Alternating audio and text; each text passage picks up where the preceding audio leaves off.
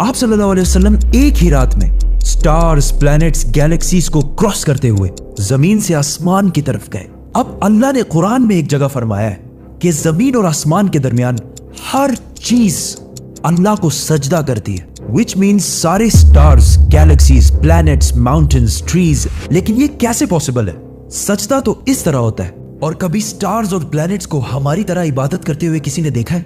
लेकिन अल्लाह ने कुरान में बार बार कहा है कि ये सारी चीजें अल्लाह की इबादत करती हैं। तो यूनिवर्स के इन सारी चीजों में कोई ना कोई बात कॉमन, एक जैसी जरूर होगी। आज से बहुत साल पहले पूरी दुनिया का ये ख्याल था कि जमीन, अर्थ ही दुनिया का सेंटर है और जमीन तो साकिन है बेटा, जमीन रोटेट करती ही नहीं है, जमीन गर्दिश नहीं करती। लेकिन आज से 400 साल पहले गैलीलियो, जो एक इटालियन साइंटिस्ट थे, उसने 2 लेंसेज को अलाइन करके रखा तो उसे पता चला कि ऐसे करने से दूर की चीजों को करीब से देखा जा सकता है। छोटे लेवल पर टेलीस्कोप्स दुनिया में पहले भी मौजूद थे, लेकिन इन्हें सिर्फ फौजी और समंदरी सफरों में यूज किया जाता था। लेकिन गैलीलियो ने इसी टेलीस्कोप को इंप्रूव करके इंसानों की तारीख में पहली दफा इसका रुख आसमान की तरफ किया, जिससे उसने दुनिया से पहली बार सूरज और चांद को बिल्कुल करीब से देखा। और गैलीलियो ने इन सारों की मूवमेंट को ऑब्जर्व करना शुरू किया। 1300 दुनियाओं को अगर मिला लिया जाए, इससे एक जुपिटर बनता है। गैलीलियो ने देखा कि ये भी बाकी प्लैनेट्स की तरह गोल है, लेकिन जुपिटर के ऊपर जो लाइट है वो महीने के डिफरेंट दिनों में बिल्कुल बदल रही है। और उसने देखा कि वीनस और सैटर्न का भी यही हाल है। अब ये सब कुछ तभी पॉसिबल था कि अगर ये सारी चीजें सूरज के गिर्द घूम रही हो, दुनिया के नहीं। गैलीलियो ने ये बातें पूरी दुनिया को बताई कि यूनिवर्स का सेंटर दुनिया नहीं बल्कि सूरज है। लेकिन इस बात को सुनकर यूरोप के सारे चर्चेस उसके दुश्मन बन गए, क्योंकि उस जमाने के पोप का ये ख्याल था कि जमीन ही यूनिवर्स का सेंटर है। और सिर्फ पोप का नहीं, पूरी दुनिया का ये ख्याल था। जमीन तो साकिन है। जिसकी वजह से गैलीलियो को चर्च से ये सजा मिली कि वो हमेशा के लिए घर में बंद कर दिया जाएगा। लेकिन गैलीलियो ने अपना काम जारी रखा और उसकी इन रिसर्चेस को बाद में पूरी दुनिया ने माना। इवन पोप ने भी गैलीलियो के मरने के 350 साल बाद पूरी दुनिया के सामने उससे माफी मांगी और कहा कि हम गलत थे और आप सही थे। आहिस्ता आहिस्ता हमें पता चला कि जमीन यूनिवर्स का सेंटर नहीं है, बल्कि ये सूरज के गिर्द घूमती है। और सूरज भी कोई इतनी बड़ी चीज नहीं है, बल्कि सूरज तो इसके जैसे अरबों खरबों स्टार्स की तरह मिल्की वे गैलेक्सी का एक छोटा सा हिस्सा है। और ये मिल्की वे गैलेक्सी अरबों स्टार्स से बनी हुई है और ये सारे बिलियंस ऑफ स्टार्स एक ही सर्कल में घूम रहे हैं।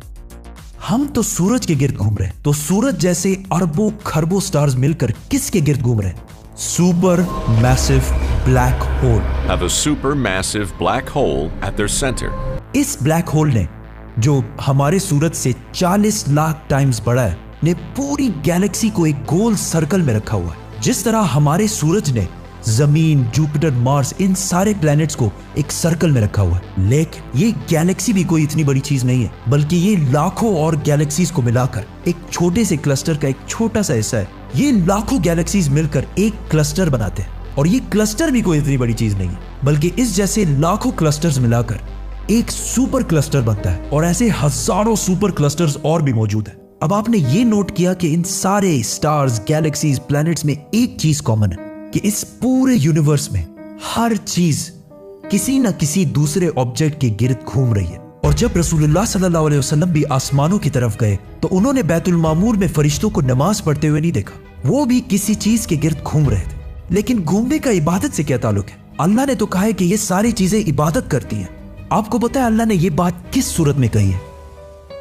सूरह हज में। हज में मुसलमान पूरी दुनिया से इस्लाम की सबसे मुकद्दस और होली जगह काबा के पास जाते हैं और बार बार इसके गिर्द घूमते हैं। अब इस सर्कल करने का मतलब क्या है?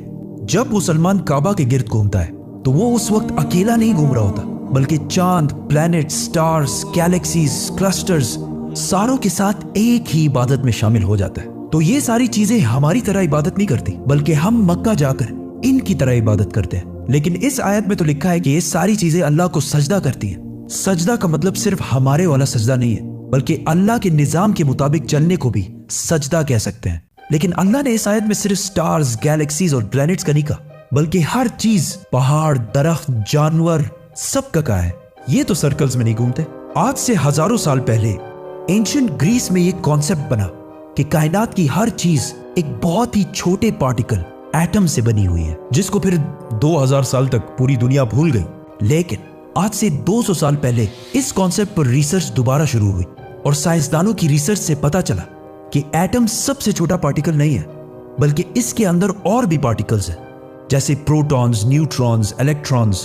प्रोटॉन्स और न्यूट्रॉन्स हमेशा एटम के सेंटर में होते हैं और इलेक्ट्रॉन्स हमेशा इनके गिर्द घूम रहे होते हैं, ऑलमोस्ट बिल्कुल उसी तरह जिस तरह प्लैनेट सूरज के गिर्द घूमते हैं और स्टार्स ब्लैक होल के गिर्द घूमते हैं। जिसका मतलब है कि कायनात की हर चीज चाहते या ना चाहते हुए किसी ना किसी चीज का तवाफ कर रही है। और जब कोई मुसलमान काबा का तवाफ करने जाता है तो वो कायनात की हर छोटी से छोटी चीज, जैसे एटम के अंदर इलेक्ट्रॉन से लेकर कायनात के सबसे बड़े ऑब्जेक्ट्स, प्लैनेट्स, स्टार्स, गैलेक्सीज और इवन बैतुल मामूर में फरिश्तों के साथ एक ही इबादत में शामिल हो जाते हैं। हो सकता है इसीलिए इस्लाम में तवाफ करना सबसे बड़ी इबादत है। तो जब सूरह हज में अल्लाह ने फरमाया कि ये सारी चीजें मेरी इबादत करती हैं, तो ये हमारी तरह इबादत नहीं करती, बल्कि हम मक्का में काबा का तवाफ करके इनकी तरह अल्लाह की इबादत करते हैं। लेकिन इन सारी चीजों का तवाफ करने का एक फिक्स टाइम है और जैसे ही ये टाइम पूरा होगा तब हर शख्स मालूम कर लेगा कि वो क्या लेकर आया है।